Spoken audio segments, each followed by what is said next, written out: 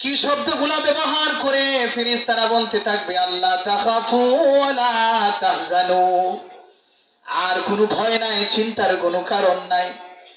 60 বছর জিন্দেগি বড় কষ্ট করে চলে আসছো, 70 বছর জিন্দেগি বড় কষ্ট করে চলে আসছো, পেটের মধ্যে খাবার দেওয়া নাই, এক ওয়াক্ত নামাজ কখনো ছাড়ো নাই, ঠান্ডা পানি দিয়ে ওযু করা, কোন শীতের মাঝে সবাই যখন ঘুমায় গেছে, ঠান্ডা পানি দিয়ে ওযু করে ফজরের নামাজে তুমি মুসাল্লার মধ্যে দাঁড়ায় গেছো।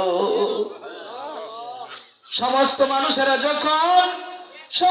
মানুষেরা যখন দুনিয়ার মধ্যে অন্ধকার যখন চতুর্পাশে ছড়িয়ে পড়ে, গুনার মধ্যে সবাই লিপ্ত হয়ে গেছে, আল্লাহর গোলাম রে, আল্লাহর বান্দা, তুমি কি করছো?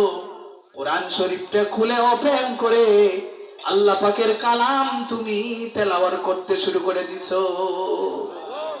বান্দা, দুনিয়ার জিন্দেগিতে অনেক কষ্ট করে আসছো, আর নয়, আর কষ্ট নয়, দুনিয়ার জিন্দেগিতে বহুত কষ্ট করছো। কত মানুষে এই টুপি মাথার মধ্যে দেওয়ার কারণে কত মানুষ তোমার দিকে আর চোখে তাকাইছে, তোমার ছেলেটাকে মাদ্রাসায় ভর্তি করার কারণে কত মানুষ বিদ্যাঙ্গুলি প্রদর্শন করেছে, তোমার সন্তানটাকে স্কুলের ভিতর ভার্সিটির মধ্যে না পড়ায়া মাদ্রাসার মধ্যে পড়ানোর কারণে আশেপাশের কত মানুষ তোমাকে ক্রিটিসাইজ করেছে, তোমাকে তিরস্কারের বাণীগুলা শোনাইছে, সবাই তোমাকে খারাপ খারাপ কথাগুলা শোনাইছে, তুমি সমস্ত খারাপ কাজের সম্মুখীন তুমি হয়েছিলে। আর কষ্ট নয়, দুনিয়ার জিন্দেগিতে অনেক কষ্ট করে তুমি চলে আসছো। ফেরেশতারা বলতে থাকবে, আল্লাহ তাখাফু ওয়ালা তাহজানু, আর কোনো ভয় নাই, আর কোনো পেরেশান নাই, ওয়া আবশিরু বিল জান্নাতিল্লাতী কুনতুম তুআদুন। সুবহানাল্লাহ।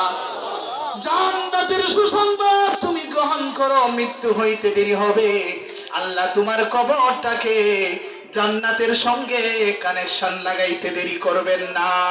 সুবহানাল্লাহ। শর্ত হলো মৃত্যু পর্যন্ত আমাকে আপনাকে এই কালিমা ঈমানের উপর অটল রাখতে হবে। মুফাসসিরিনে কেরাম বলেন, একটা মানুষের জন্য সবচেয়ে বড় নিয়ামত কি জানেন? ওয়াসবা